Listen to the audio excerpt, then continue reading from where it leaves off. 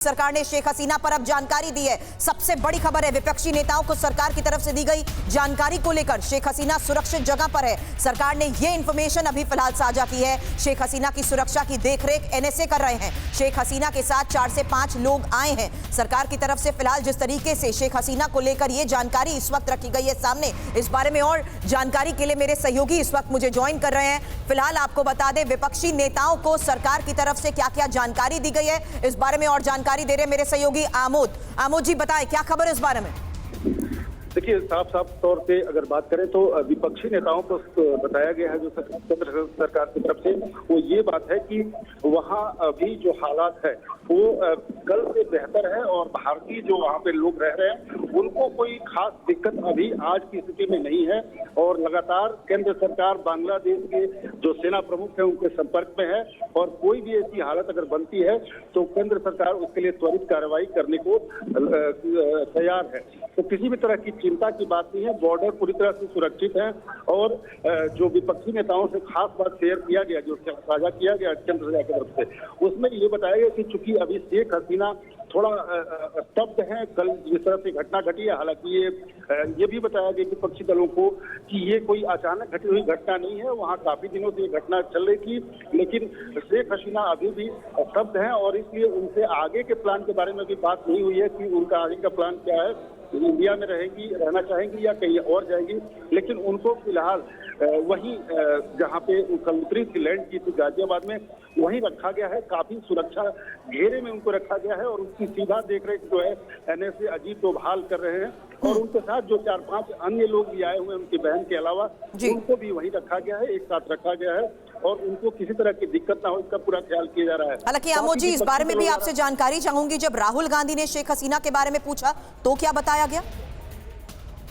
बिल्कुल। देखिए, राहुल गांधी ने शेख हसीना के बारे में जानकारी लेना चाहिए और उन्होंने पूछा कि उनकी हालत क्या है और कहाँ है वो, तो उसके बारे में ही ये बात बताई गई कि वो सुरक्षित हैं, एनएसए उनकी देखरेख कर रहे हैं और 4-5 जो उनके साथ अन्य लोग आए हैं उनको भी रखा गया है वहीं गाजियाबाद के हिंडन एयरबेस में। और साथ ही उनको किसी तरह की दिक्कत ना हो इसका पूरा ख्याल रखा जा रहा है। और ये भी बताया गया कि चूंकि आगे का नेक्स्ट कोर्स ऑफ एक्शन उनका क्या होगा, और चूंकि अभी उनका मेंटल स्टेटस थोड़ा शॉकिंग है, इसलिए उनसे नहीं पूछा गया है। जैसा वो कहेंगे वैसा आगे करेक्ट किया जाएगा।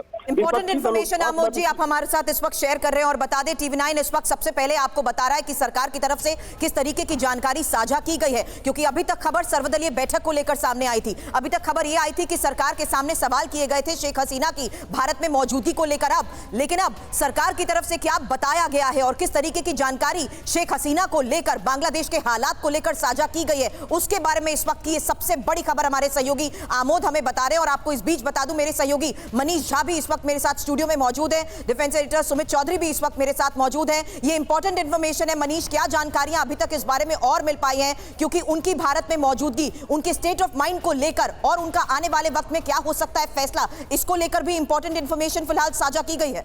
बिल्कुल। देखिए, विदेश मंत्री डॉक्टर जयशंकर ने सभी दलों के नेताओं के साथ मुलाकात के दौरान ब्रीफ किया उनको कि अभी तक बीते 24 घंटे में क्या कुछ डेवलपमेंट हुआ है बांग्लादेश को लेकर।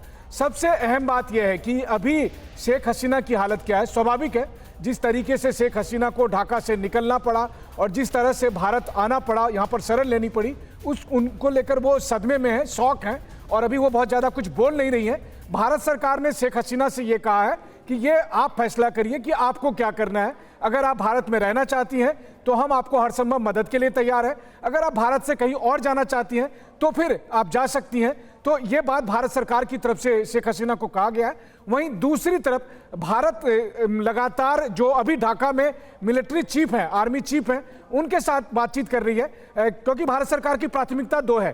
पहली बात, इंडियन हाई कमीशन जो ढाका में है और जो भारतीय लोग हैं उनकी सुरक्षा को सुनिश्चित करना, और दूसरी बात, जो बांग्लादेश में रहने वाले 1 करोड़ से अधिक हिंदू हैं उन पर हमले ना हो, क्योंकि इसकी आशंका बहुत ज़्यादा है। खास करके इस्कॉन टेम्पल पर हमले के बाद से ये बढ़ गई। और आपको मैं बता दूं सुरभि कि आपके कार्यक्रम में स्टूडियो में आने से कुछ मिनट पहले मैंने खुद ढाका में हिंदू समुदाय के नेताओं से बात की है। उन लोग बहुत डरे हुए हैं। उनका कहना है कि अभी थाने में पुलिस नहीं है, मिलिट्री पर्सनल के हालात को लेकर मनीष अब से थोड़ी देर में बस मैं कुछ और तस्वीरों और रिपोर्ट्स दिखाने वाली हूं, लेकिन उससे पहले इस वक्त की यह सबसे बड़ी खबर है जहां शेख हसीना को लेकर सरकार की तरफ से, बांग्लादेश को लेकर सरकार की तरफ से जो जानकारियां अभी साझा की गई हैं उसके बारे में बड़ी खबर सामने आ रही है। इस बीच मेरे सहयोगी सुमित चौधरी भी हमारे साथ हैं। सुमित, शेख हसीना की भारत में मौजूदगी, उनके स्टेट ऑफ माइंड को लेकर तो हमने बात कर ली, लेकिन अब आगे वो क्या कदम उठाएंगी इसको लेकर भी सबसे बड़ा सवाल अभी भी बना हुआ है। क्या इस बारे में भी कोई जानकारी या कोई बातचीत उनसे?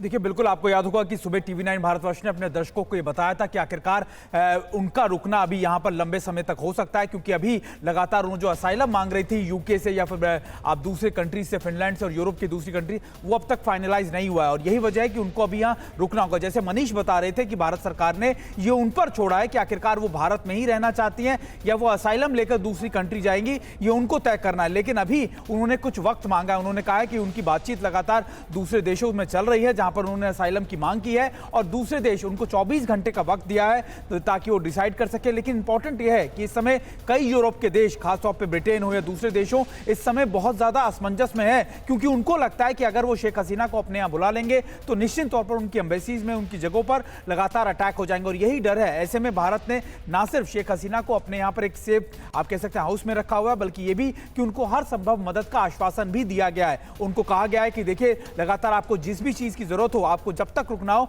आप भारत में रुक सकती हैं।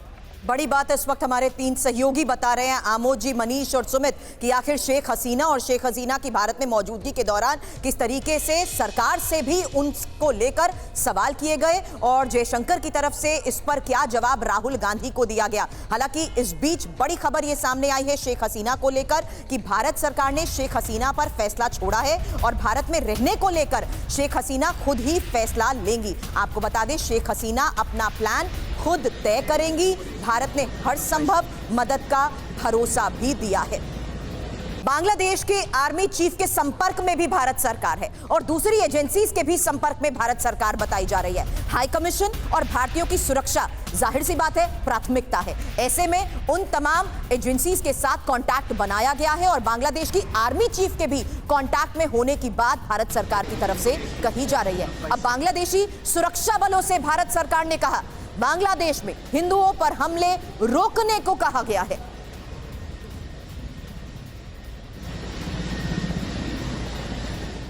हालांकि हिंदुओं की इस वक्त वहां पर स्थिति क्या है, कुछ खौफनाक तस्वीरें अब से थोड़ी देर बाद आपके सामने रखूंगी, लेकिन उससे पहले हमने आपको बताया कि भारत सरकार की तरफ से शेख हसीना और शेख हसीना के भारत प्लान को लेकर बड़ी बात कही गई है कि वो खुद फैसला करेंगी। अब भारत में रहने को लेकर हसीना खुद फैसला लेंगी। भारत सरकार ने शेख हसीना पर फैसला छोड़ दिया है। आपको बता दें, कल शाम से हिंडन एयरबेस पर हैं शेख हसीना। अजीत डोभाल ने भी शेख हसीना से मुलाकात की है। भारत ने हर संभव मदद का भरोसा भी दिया है। मनीष इस वक्त हमारे साथ हैं, जो लगातार हमें इस बारे में जानकारी दे रहे हैं कि आखिर किस तरीके से सरकार बांग्लादेश के हालात पर नजर बनाए हुए हैं। और इस वक्त हिंडन एयरबेस से भी कई बड़ी खबरें मनीष सामने आई हैं, जहां थोड़ी हलचल हमने देखी, कुछ गाड़ियां वहां पर पहुंची हैं। हालांकि अभी तक जाते वक्त ये पता लग पाया कि गाड़ियों में कोई मौजूद नहीं था, लेकिन एक बात साफ हो गई कि इस वक्त भारत में मौजूद शेख हसीना के साथ 3-4 और लोग भी हैं।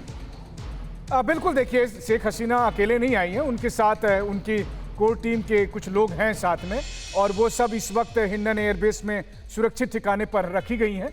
और उनका प्लान क्या होगा इसको लेकर जब भारत की तरफ से NSA ने कल मुलाकात की थी, उनसे पूछा था तो उन्होंने कहा कि हमें कुछ समय चाहिए और सरकार ने साफ तौर पर कहा कि आप जो भी फैसला लेंगे हम आपके साथ खड़े हैं। देखिए, जिस तरीके से ढाका से उन्हें निकाला गया उसमें भी भारत सरकार की एक बड़ी मदद थी और फिर जब भारत में उन्हें शरण दी गई है, अब आप देखिए इतिहास खुद को कैसे दोहराता है कि अगस्त 1975 में जब उनके पिता और बाकी लोगों की हत्या हुई थी, तब भी शेख हसीना और उनकी बहन को भारत ने शरण दिया था। और एक बार फिर अगस्त 2024 का वक्त है, शेख हसीना और उनकी बहन दोनों इस वक्त बिल्कुल सही कह रहे हैं मनीष। कल हुए तख्ता पलट के बाद हकीकत यह है कि हालात बेकाबू हो चुके हैं, क्योंकि बड़ी खबर यह है कि बांग्लादेश के 1-2 नहीं 27 जिलों में हिंदुओं पर हिंसा हुई है। हिंदुओं की संपत्ति को नुकसान पहुंचाया जा रहा है, हिंदुओं की दुकानों में लूटपाट हो रही है। बांग्लादेश के कानूनी जानकारों ने अब सेना से मदद मांगी है।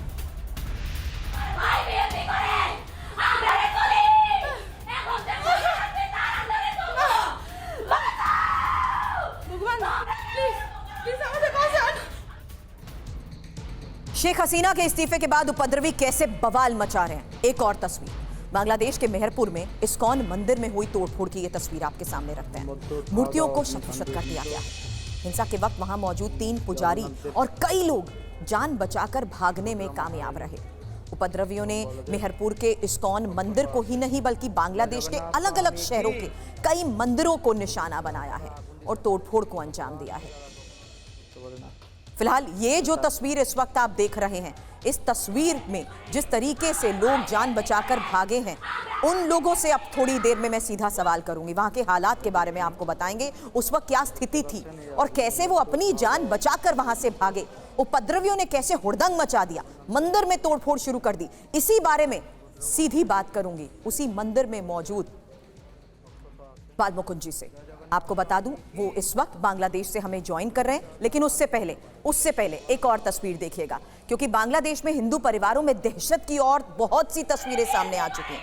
कट्टरपंथी लगातार घरों को निशाना बना रहे हैं। वही तस्वीर आप देख रहे हैं। ढाका के कई इलाकों में हिंदुओं के घरों को बर्बाद कर दिया गया। उपद्रवियों ने हिंदू घरों को निशाना बनाया, कैसे हमले को अंजाम दिया। उसी वक्त महिलाएं डर गई, सहम गई, चीख पुकार की ये आवाज जरा सुनिए। প্লিজ আমাদের বাঁচান, আমাদের বাঁচান, এই আমার বাবা মাইলা রেস্টুরেন্ট মাস্টার, আমি লাইভে আছি, প্লিজ বাঁচান।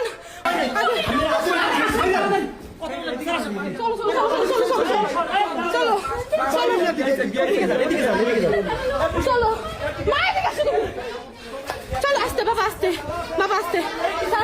लोग ना घर के बाहर सुरक्षित हैं ना घरों के अंदर। उपद्रवी हिंदू अल्पसंख्यकों के घरों के दरवाजे तक तोड़ रहे हैं। घर में मौजूद लोगों को धमकियां मिल रही हैं। दंगाई घरों में मौजूद लोगों को हाथ पकड़कर घर से बाहर घसीटते तक नजर आए हैं। गांव तक से बाहर निकालने की धमकी दे दी। डरी सहमी महिला की आवाज इस वक्त आप सुन रहे हैं इस वीडियो में।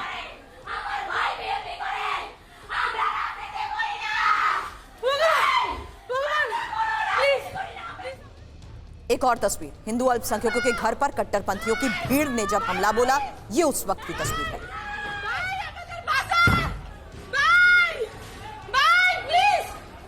लोग दरवाजा ना खोल पाए, इसलिए उन्होंने घर के फर्नीचर को ही दरवाजे के आगे रखकर दरवाजे को बंद करने की कोशिश की।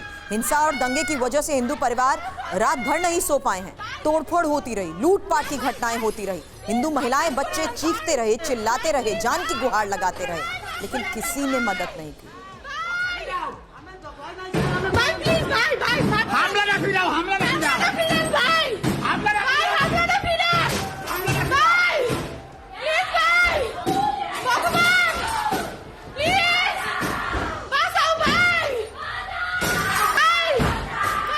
अराजकता की एक दो नहीं बल्कि कई ऐसी तस्वीरें हैं। दंगाई भीड़ कैसे लूटपाट को अंजाम दे रही है, वो तस्वीर देखिए। अब तोड़फोड़ की जा रही है।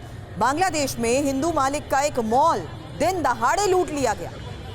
मॉल को कैसे निशाना बनाया गया, ये उस वक्त की तस्वीर है। जमकर लूटपाट हुई, हाथ में जो सामान आया उठा कर लिया। कई घंटों तक तोड़फोड़ हुई। आर्मी और पुलिस ने मॉल को बचाने में कोई खास दिलचस्पी भी नहीं दिखाई। अब पाबना जिले से आई तस्वीर देखिए। हिंदू अल्पसंख्यकों के घर पर यहां भी हमले को अंजाम दिया गया। हिंसा के कारण सुजानगर में हिंदू परिवार डरे हुए हैं, सहमे हुए हैं। वार्ड नंबर 2 में तोड़फोड़ हुई, लूटपाट हुई। हिंदू महिलाएं, बच्चे यहां भी चीखते चिल्लाते नजर आए, किसी ने मदद नहीं की।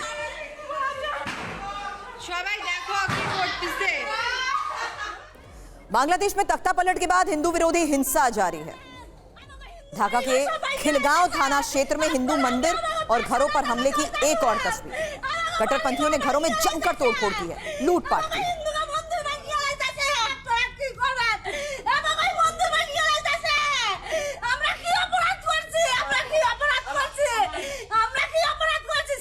बांग्लादेश में लगातार हिंदुओं को निशाना बनाया जा रहा है। कट्टरपंथियों ने बांग्लादेश के कांडीपारा जिले की वरात में काली मंदिर पर हमला कैसे किया, वो तस्वीर। कट्टरपंथियों ने मंदिर में रखी मूर्तियों को तहस नहस कर दिया, कुछ मूर्तियों को बाहर फेंक दिया, गेट भी तोड़ दिया।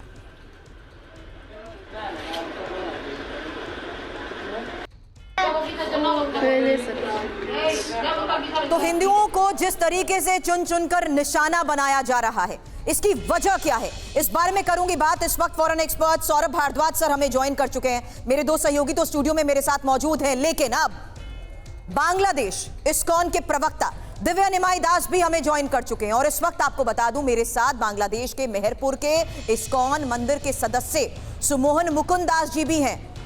ये उसी मंदिर में उस वक्त मौजूद थे जब कट्टरपंथियों ने यहां तोड़फोड़ शुरू कर दी।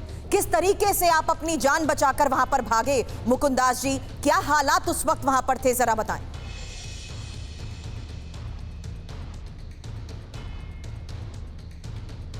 सर अनम्यूट कर लीजिए प्लीज। हरे कृष्णा। हरे कृष्ण। सकल भारतीय भक्तों को मेरा दंडवत प्रणाम। जो काल जो हमारा मंदिर पे बहुत घटना इतना इस तरह का घटना होगा का हम कभी भी सोच भी नहीं पाया। इस्कॉन मंदिर पे हमला होगा। काल शाम लगभग 5:30 से 5 बजे 500 से 1000 तादाद के कुछ आदमी आया, हमारा मंदिर को तोड़फोड़ कर रहे थे। इसके बाद जो उनका जो गुमा है हमा है और उद्देश्य करके छोड़ रहे थे। हमारा मंदिर चारिदिके दीवार से घिरा थे, हम कहीं भी जाना की कोई रास्ता नहीं थे। भगवान की कृपा से हम भक्तों को लेके आया पाया, लेकिन मैं इंजर हुआ। तो हमारा मंदिर पे जो गन पाउडर है वो गन पाउडर देकर मंदिर के सारे मंदिर का सब कुछ जला दिया और मंदिर के अंदर भी बम विस्फोट किया। इसी हालत से कि हमारा मंदिर का जो सीलिंग है वो भी धस गया, गिर गया और कुछ नहीं बचा। अभी हम खुद का जान बचाने के लिए हम दूसरा जगह पे है आत्मगोपन करके रहे। हम भारतवासी को पास मेरा विनम्र मेरा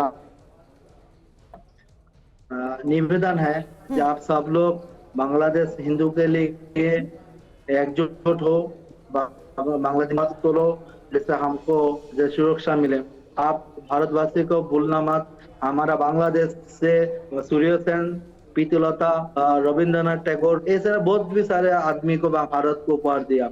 इसलिए बांग्लादेश के हिंदू को लिए भारत का चिंता करना की जरूरत है। इस बारे में लगातार बैठक भी हो रही है, सुरक्षा को लेकर जानकारियां भी हासिल की जा रही हैं। इस बात की आप चिंता ना करें। लेकिन दिव्या निमाई दास जी प्रवक्ता हैं इस्कॉन बांग्लादेश से। निमाई दास जी, सवाल ये कि इस वक्त आप लोग कहां पर हैं, क्या सेफ हैं सभी और क्या ऐसी स्थिति बन चुकी है कि लोगों को मंदिर में आकर शरण लेनी पड़ रही है? हरे कृष्णा। सबको बहुत बहुत भगवान का कृपा और आशीर्वाद लीजिए। हम लोग अभी चिटगांव में हूँ इस्कॉन प्रवर्तक श्री कृष्ण टेम्पल में। हमारे साथ हमारा बांग्लादेश का जो जनरल सेक्रेटरी हैं चारुचंद्र प्रभु, उन्होंने भी है हमारे साथ, और हमारा मंदिर का लीलाराज गौरदास ब्रह्मचारी प्रभु भी हैं, सर्व ब्रह्मचारी हैं। एक्चुअली जो बात अभी हम लोग चट्टग्राम में है, हम लोग अभी बहुत डरा हुआ परिस्थिति में है क्योंकि हम कल रात से और परसों से हम लोग बहुत घबरा हुआ है। यहाँ पे सारे ब्रह्मचारी सन्यासी जो हैं, क्योंकि ये नया कुछ नहीं है।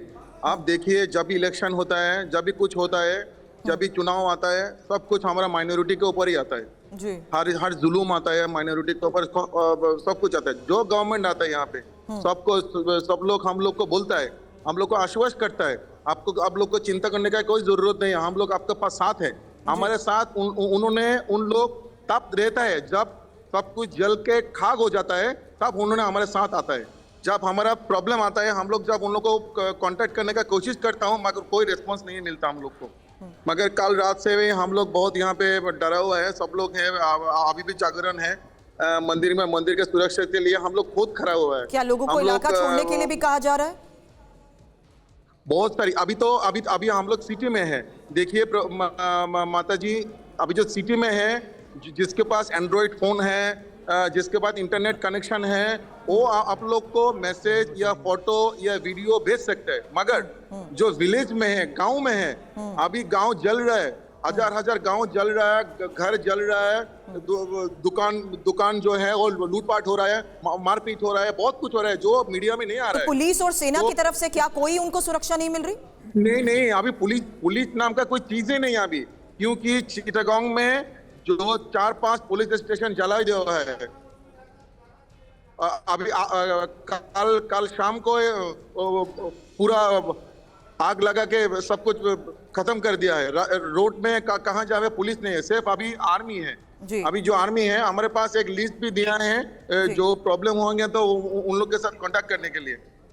बकायदा फिलहाल एक नंबर भी जारी किया गया है कि अगर हमलों को अंजाम दिया जा रहा है हिंदुओं पर तो वो इस नंबर पर भी कांटेक्ट कर सकते हैं। फिलहाल आप दोनों का बहुत बहुत शुक्रिया हमें ज्वाइन करने के लिए। इस बीच बता दूं पेट्रोपोल बॉर्डर जहां पर इस वक्त मेरे सहयोगी रविशंकर दत्ता मौजूद है, सीधी तस्वीरें वहां की भी आपको दिखाएंगे। लेकिन इस बीच इंफॉर्मेशन आपके सामने, इंफॉर्मेशन वॉल पर, क्योंकि बांग्लादेश में हिंदुओं पर हो रहे अत्याचार की बहुत सी ऐसी तस्वीरें भी सामने आई हैं जहां एक दो नहीं बल्कि ऐसे 27 जिले हैं जहां पर हमलों को अंजाम दिया गया है। और इस बीच ये जानकारी आपके सामने उन तमाम जगहों के बारे में जहां ढाका, नोआखली, बोगुरा, कांडीपारा के साथ साथ लाल मोनीहरहाट और कालीगंज, हाथीबंदा, पंचगढ़, ये वो इलाके बताए जा रहे हैं जहां पर ज्यादातर हिंदू आबादी है। और इस बीच जिस तरीके से वहां पर उपद्रवियों ने हालात बेकाबू कर दिए हैं कि हकीकत यह है कि पुलिस और सेना भी किसी तरीके से कोई मदद नहीं कर पा रही है। लेकिन बॉर्डर पर इस वक्त क्या हालात है? रविशंकर दत्ता, सीधी तस्वीरें संभव हो तो बताएं और इस वक्त के हालात को देखते हुए क्या कदम उठाए जा रहे हैं? देखिए, पहले तो मैं आपको बॉर्डर की हालत दिखा देता हूं। मैं अपना कैमरामैन को बोलूंगा थोड़ा दिखाने के लिए। यहाँ पे जो अभी स्थिति बना हुआ है पूरा खाली है। जो लोग जा रहे थे भारत से बांग्लादेश तक वो अब थोड़ा कम है। वैसे ही अभी सिचुएशन जो बना हुआ है वैसे ही लोग कम जा रहे हैं। लेकिन अभी आप देख सकते हैं बिल्कुल सुनसान है और यहाँ पे जस्ट सिक्योरिटीज़ जो है वो यहाँ पे लगे हुए हैं। मैं आपको दिखा दूँ एक बार पैसेंजर टर्मिनल जो बिल्डिंग है, आप देख सकते हैं BSF के जो यहाँ पे जो सिक्योरिटी गार्ड्स है वो यहाँ पे है, पर्सनल्स है वो यहाँ पे है। यहाँ पे कुछ लोग जा रहे हैं बांग्लादेश, थोड़ा उनसे बात करते हैं। আপনারা কোথায় যাচ্ছেন? আমরা বাংলাদেশে যাচ্ছি। হ্যাঁ, কোথায়? মানে ঢাকা যাব। ঢাকা যাচ্ছেন। সিচুয়েশন এখন ওখানে কেমন, কি শুনছেন? আমি তো শুনছি যে বর্তমানে পরিবেশ পরিস্থিতি ভালো আছে। ভালো আছে। তো আপনাদের কোনো ভয় ডর রয়েছে যে ওখানে ঝামেলা হচ্ছে? আমার তো মনে হচ্ছে না, এরকম মনে হয়নি, এই জন্যই আসছি। আচ্ছা, একটা প্রশ্ন করি, আপনি যেহেতু বাংলাদেশি নাগরিক, শেখ হাসিনার সাথে যেটা হলো সেটা ঠিক হলো না ভুল? এক হিসেবে ঠিক হয়েছে, কারণ হচ্ছে আমরা যা জানি আমরা ওখানে বসবাস করার জন্য সব কিছুই হয়ে গেছিলো প্রায় একনায়কতন্ত্রের মতন। কারণ হচ্ছে যেখানে বিচার বিভাগ, অন্যান্য প্রশাসন সব কিছুই তাদের নিয়মেই চলতো, সাধারণের জন্য খুব একটা উপকার আসতো না। अच्छा, देखिए ये कह रहा है कि वहाँ पे जो हुआ ठीक हुआ है, तो यंगस्टर्स है, थोड़ा उनसे बात करेंगे।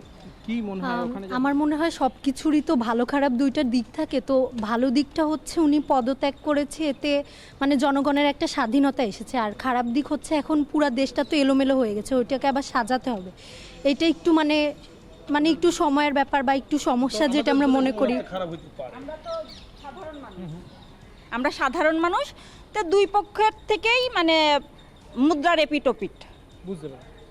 देखिए, ये कह रहे हैं बांग्लादेश में अभी के लिए जो हुआ वो तो स्थिति ठीक है, लेकिन पूरा बांग्लादेश जैसे उलट पुलट हो चुका है, उसको स्थितिशील बनाने के लिए समय लगेगा। और ये कह रहे हैं हम आम आदमी, बिल्कुल आपके पास मैं जल्द वापस लौटती हूँ रविशंकर दत्ता। लेकिन सवाल है कि आखिर बांग्लादेश में हिंदुओं पर हमले को जो अंजाम दिया जा रहा है इसकी वजह क्या है? जानकारी संजय सर आपसे समझना चाहूंगी, क्योंकि खालिदा जिया की पार्टी अल्पसंख्यक विरोधी हिंदू आबादी को शेख हसीना समर्थक माना जाता है। प्रदर्शनकारियों को हिंदुओं के खिलाफ उकसाया जा रहा है। कट्टरपंथी जमाते इस्लामी सक्रिय है और बांग्लादेश में हिंदुओं को टारगेट करना भी आसान। संजय सर। जी बिल्कुल सुरभि, बिल्कुल साफ साफ है, आपने सही बात कही कि बांग्लादेश में अगर आप देखें तो बांग्लादेश में जो सोसाइटी और पॉलिटी है वो वर्टिकली दो खेमों में। संजय सर, माफी के साथ आपको रोकना चाहूंगी, फिलहाल मुझे राज्यसभा का रुख करना होगा। फिलहाल क्या कहा, क्या जानकारी रखी जा रही है इस पूरे मामले पर? एस जयशंकर की तरफ से सुनिए। There has been considerable tension, deep divides and growing polarization in Bangladesh politics. This underlying foundation aggravated a student agitation that started in June this year. There was growing violence, including attacks on public buildings and infrastructure, as well as traffic and rail obstruction. The violence continued through the month of July. Throughout this period, we repeatedly counseled restraint and urged that the situation be diffused through dialogue. Similar urgings were made to various political forces with whom we were in touch. So, despite a Supreme Court judgment on 21 July, there was no let-up in the public agitation. Various decisions and actions taken thereafter only exacerbated the situation. The agitation at this stage coalesced around a one-point agenda, that is that the Prime Minister, Sheikh Hasina, should step down. On 4th August, events took a very serious turn. Attacks on the police, including police stations and government installations, intensified even as overall levels of violence greatly escalated. Properties of individuals associated with the regime were torched across the country. What was particularly worrying was that minorities, their businesses and temples also came under attack at multiple locations. The full extent of this is still not clear. Sir, on 5th August, demonstrators converged in Dhaka despite the curfew. Our understanding is that after a meeting with leaders of the security establishment, Prime Minister Sheikh Hasina apparently made the decision to resign. At very short notice, she requested approval to come for the moment to India. We simultaneously received a request for flight clearance from Bangladesh authorities. She arrived yesterday evening in Delhi. The situation in Bangladesh, sir, is still evolving. The Army Chief, General Waqar-uz-Zaman, addressed the nation on 5th August. He spoke about assuming responsibility and constituting an interim government. We are in close and continuous touch with the Indian community in Bangladesh through our diplomatic missions. There are an estimated 19,000 Indian nationals there, of which about 9,000 are students. The bulk of the students, however, have already returned to India in the month of July on the advice of the High Commission. In terms of our diplomatic presence, in addition to the High Commission in Dhaka, we have Assistant High Commissions in Chittagong, Rajshahi, Khulna and Sylhet. It is our expectation that the host government will provide the required security protection for these establishments. We look forward to their normal functioning once the situation stabilizes. Chairman, sir, we are also monitoring the situation with regard to the status of minorities. There are reports of initiatives by various groups and organizations to ensure their protection and well-being. We welcome that, but will naturally remain deeply concerned till law and order is visibly restored. Our border guarding forces have also been instructed to be exceptionally alert in view of this complex situation. In the last 24 hours, we have also been in regular touch with the authorities in Dhaka. This is the situation as of now. I seek the understanding and support of the House in regard to sensitive issues regarding an important neighbor on which there has always been strong national consensus. Thank you. Debate resumes. Shri Deepak Prakash. Shri Deepak Prakash. No. Shri Deepak, please. Nothing positive. Everyone has positive. Please don't exploit it. Please. Shri Deepak Prakash. Shri Deepak Prakash. Shri Anil, nothing is going on record. Shri Anil Sukhdev Rao Bonde. What is this? Please understand this. I am shocked. सभापति महोदय, सभापति महोदय, मैं आपका धन्यवाद व्यक्त करना चाहता हूं कि आज नवीनीकरण ऊर्जा के जो तो राज्यसभा में जो जानकारी जयशंकर की तरफ से दी गई, संजय भारद्वाज जी, सुना आपने, जहां उन्होंने बताया कि कैसे शॉर्ट नोटिस पर शेख हसीना भारत आई, उनकी तरफ से रिक्वेस्ट आई और इस बीच हालात पर भी उनकी नजर है और माइनॉरिटीज को लेकर भी उन्होंने चिंता जाहिर की है। देखिए, निश्चित रूप से सुरभि, भारत एक टाइम टेस्टेड फ्रेंड है और शेख हसीना ने जो एक पार्टनरशिप भारत के साथ दिखाई है भारत ने उसको रेसिप्रोकेट किया और शेख हसीना उन सिद्धांतों में विश्वास करती जो भारत भी करता है, चाहे वो सेकुलरिज्म की बात है, डेमोक्रेसी की बात है, समाजवाद की बात है, और इस तरीके के हुलिगिज्म के माध्यम से उनको सत्ता से हटा के अब देखना ये है कि कितना हार्डलाइनर्स कितने बांग्लादेश में मजबूत होते हैं। देखिए, बात मान के चलिए कि 1947 की जो फोर्सेज हैं, जो ओल्ड मुस्लिम लीगर्स हैं, जो इस्लामिक नेशनलिज्म में विश्वास करते हैं, वो बांग्लादेश में हमेशा मौजूद रहे। 1971 में भी उन्होंने जो कोलैबोरेटर और पाकिस्तान आर्मी के साथ जुड़ के न केवल हिंदुओं को बल्कि मुसलमानों को भी मारा, जो मॉडरेट प्रोग्रेसिव डेमोक्रेटिक मुस्लिम्स हैं उनको भी मारा, और उनको हमेशा से बांग्लादेश में खतरा रहा है इन कट्टरपंथियों से। तो अब से दोबारा जब शेख हसीना को हटाया तो निश्चित रूप से ये बात लाजमी है कि जो प्रोग्रेसिव मुस्लिम्स हैं, जो सेकुलर डेमोक्रेटिक मुस्लिम्स है या हिंदू कम्युनिटी माइनॉरिटी कम्युनिटी है, उस पर निश्चित रूप से हमले होंगे, उनके साथ जाति की जाएगी। और मुझे लगता है कि भारत सरकार जो स्टैंड ले रही है, कंसर्न है, निश्चित रूप से लेने की ज़रूरत है, क्योंकि बांग्लादेश में अगर वहाँ के फादर बंगबंधु मुजीबुर रहमान की आपने इज्जत नहीं की, उनको नहीं बख्शा, तो शेख हसीना जिन्होंने इतना बड़ा एक डेवलपमेंटल बांग्लादेश को ट्रांसफॉर्म किया, बांग्लादेश जो कि लीस्ट डेवलपिंग कंट्रीज से डेवलपिंग कंट्रीज की तरफ मार्च कर रहा है, उस व्यक्ति उनको रिवार्ड देने के बजाय उनको सत्ता से छोड़ के भागना पड़ा। और जो हुलिगिज्म और जो सपोर्ट, इसमें डोमेस्टिक फैक्टर्स भी हैं, हालांकि कुछ उन तमाम फैक्टर्स की वजह से पिछले चुनाव होने के बाद भी, सरकार में आने के बाद भी किस तरीके से हिंदुओं को टारगेट किया गया, बैक टू बैक हमले हुए। हमले की वजह भी मैंने आपसे इसीलिए सवाल पूछा था कि आखिर हिंदुओं को टारगेट क्यों किया जाता है, क्योंकि आज भी यही हकीकत है कि कैसे बांग्लादेश में हिंदुओं पर अत्याचार हो रहा है, कैसे उनको टारगेट किया जा रहा है। बड़ी खबर यही है क्योंकि बांग्लादेश की इस पावर गेम से खतरे में हिंदू ही हैं। मंदिरों पर हमला हो रहा है, मूर्तियां तोड़ी जा रही हैं, हिंदुओं की दुकानों में लूटपाट हो रही है, हिंदुओं के घरों में उपद्रवी घुस गए हैं, घरों के अंदर तोड़फोड़ की घटनाएं जिस तरीके से सामने आ रही हैं, तस्वीरों के साथ साथ लोगों का वो डर और लोगों के जहन में यही सवाल संजय सर कि अब उनकी सुरक्षा होगी कैसे, क्योंकि वहां पर पुलिस, सेना, सबने अपने आप को हालात के आगे सरेंडर कर रखा है।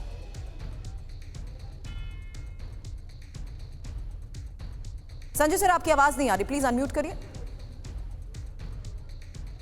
जी सुरभि, एक बात ध्यान रखिए कि देखिए, भारत एक रिस्पॉन्सिबल पावर है, और किसी भी तरीके के अगर ह्यूमन राइट वायलेशन होता है या किसी माइनॉरिटी कम्युनिटीज के खिलाफ अत्याचार होता है, निश्चित रूप से भारत इसके लिए सशक्त कदम उठाएगा। दूसरी बात कि बांग्लादेश के अंदर भी आप मान के चलिए, विश्वास रखिए कि एक बहुत बड़ा तबका है कि जब सेकुलरिज्म या माइनॉरिटी कम्युनिटी या लोकतंत्र पे खतरा हुआ है तो वहाँ की जनता बाहर निकली है, घरों से बाहर निकली और प्रोटेक्ट किया है। 1971 में जब पाकिस्तानी आर्मी सबसे ज्यादा विक्टिम जो बने वो हिंदू बने, उसके बाद में जो कम्युनल राइट्स हुए, या आप ये देखिए 2001 से 2006 के बीच में जहां कट्टरपंथी। एक सवाल अब टाइमिंग को लेकर भी करती हूं, क्योंकि एक और बड़ी खबर है, बीएनपी ने खालिदा जिया की रिहाई की पुष्टि भी कर दी है। जी बिल्कुल,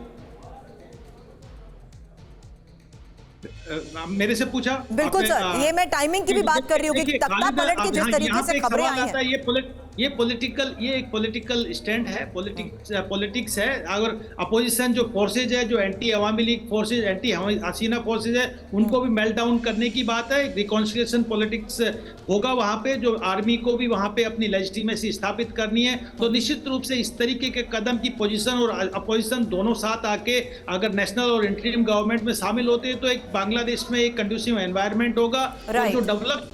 जो डेवलपमेंट का एक ड्राइव जो चला सर, अब ये तस्वीरें भी, मनीष जानकारी आपसे इस बारे में चाहूंगी। संजय सर, रोक रही हूं मैं आपका, क्योंकि खालिदा जिया पर बीएनपी का आधिकारिक बयान और खालिदा जिया जेल से रिहा। मनीष, ये तस्वीरें।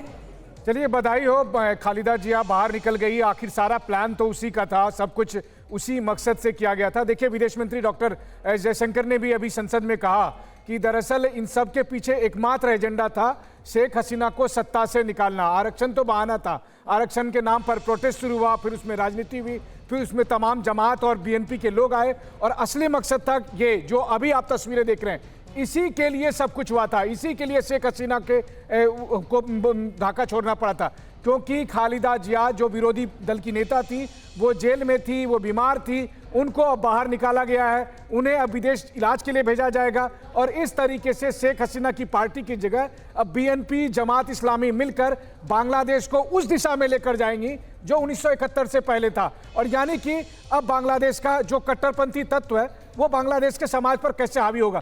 और मैं आपको एक बार और बता दूं, जिस वक्त भारत के विदेश मंत्री संसद में संबोधित कर रहे थे, ठीक उसी वक्त मुझे ढाका से एक कॉल आता है हिंदू समुदाय के एक नेता का कि उनके इलाके में फिर से हमला हो गया। अब मुझे बताइए कि हिंदुओं के घरों में हमला करने से, इस्कॉन मंदिर में आग लगाने से कौन सा आरक्षण मिलेगा? लेकिन इस बीच सुमित, क्या अपडेट इस बारे में बांग्लादेश प्रेसिडेंट हाउस की तरफ से मिल रहा है उनकी रिहाई को लेकर? एक क्विक अपडेट। देखिए, बिल्कुल राष्ट्रपति ऑफिस की तरफ से एक स्टेटमेंट जारी किया गया है जिसमें उन्होंने खालिदा जिया के बारे में बताया। उन्होंने कहा कि दिन को उनको छोड़ा जा रहा है। ये भी बताया कि देखिए, release of those arrested in anti discrimination movement and various cases has started and many have already been release, यानी कई लोगों को ऑलरेडी छोड़ दिया गया है। खालिदा जिया को छोड़ने का भी आदेश दे दिया गया है, उनको छोड़ दिया गया है। तो निश्चित तौर पर आप देखिए कि जो नेगोशिएशन हुआ था, जो बातचीत हुई थी जिसमें आर्मी के कई बड़े ऑफिसर इन्वॉल्व थे, कई पॉलिटिकल पार्टीज के लीडर इन्वॉल्व थे, उसके बाद ये डिसीजन लिया गया और राष्ट्रपति भवन की तरफ से, राष्ट्रपति की तरफ से, ऑफिस की तरफ से स्टेटमेंट जारी कर दिया गया। खालिदा जिया के अलावा कई और पॉलिटिकल लीडर्स को जो लगातार जेल में बंद थे